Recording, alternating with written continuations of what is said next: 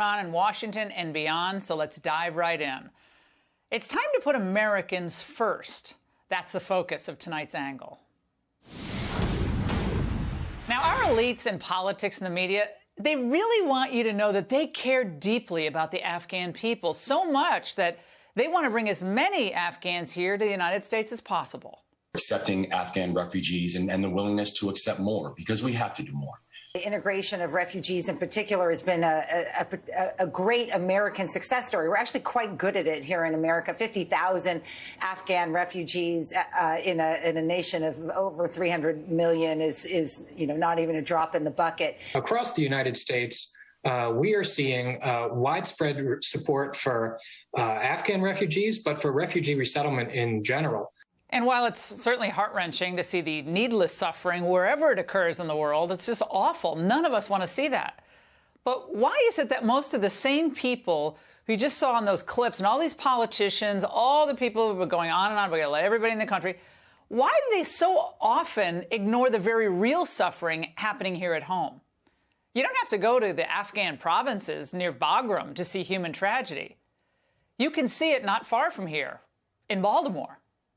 In the last 3 weeks, 5 teenagers have been shot there, 2 of them fatally. One 15-year-old was gunned down in the street in broad daylight. You don't have to go to Kandahar to see thousands living in constant fear of violence. You can go to Chicago to see that. 16 were shot yesterday alone, including a 7-year-old boy who was sitting in the back of his mom's car. It's all horrifying, but we shouldn't be surprised when the Taliban terrorizes Afghans. It's an Islamic fundamentalist extremist cult, after all. Come on. But what's our excuse? Why aren't we more shocked? Why aren't we demanding a response to the gangs and the cartels, the opioid, all of it terrorizing our neighborhoods right here at home? In fact, the left has only made matters worse on the ground for the working class here at home. They excused riots. They bailed out criminals. They endorsed the racist, radical agenda of BLM. And Democrats, in bed with the left on all of the issues, of course, they've helped make all things worse at every turn. Every person now demanding that we take every Afghan because we promised them forgets that America's first promise is to her own citizens, their safety, their security, and their freedom. Yet our border towns are being overrun by released migrants because Biden refuses to do what's right on the border. They know that COVID-infected migrants will infect American citizens and school children this fall. They know crime is going to spike due to the million-plus migrants Biden's already released into the country. And they don't care. In fact, their goal right now is to speed up the admission of these migrants into the United States. Just yesterday, the administration announced new rules to empower bureaucrats who will now unilaterally decide whether an illegal alien shows up at our border should be allowed entry into the United States. These open borders fanatics cannot be trusted to safeguard our sovereignty and enforce our laws.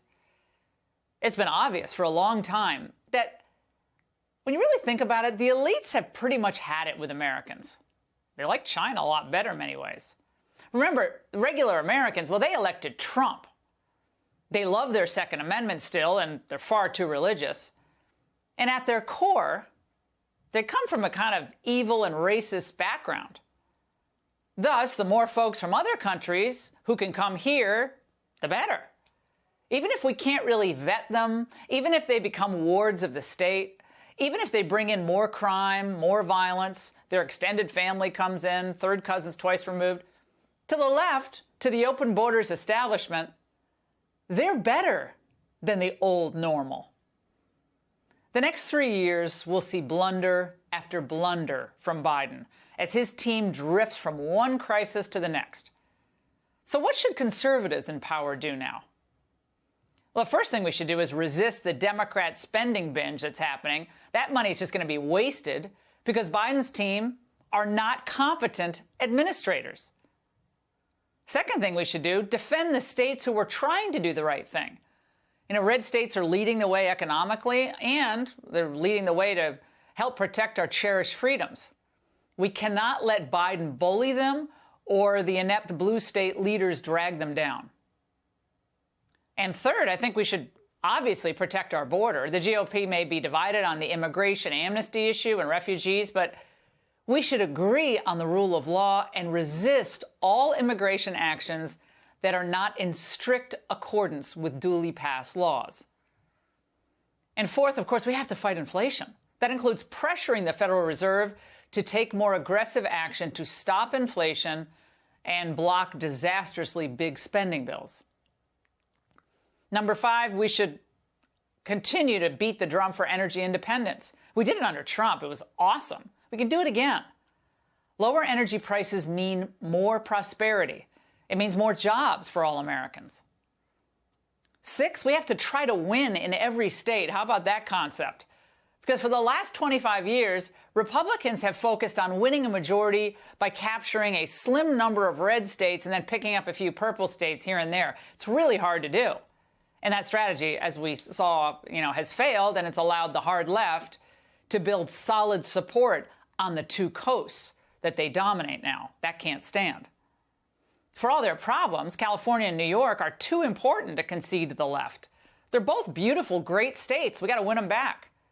If we really want to stop the socialists who despise our country, want to destroy our country, want to import more people into our country to kind of balance out or swamp the old normal, well, we have to see some big landslides. Remember, Reagan fought for every state, and he eventually won 49 of them. We have to try to do the same. The time is right to take our religious freedom, our message of freedom and prosperity to the voters on two coasts. And to the inner cities, you bet, they have to hear our message too. People are suffering there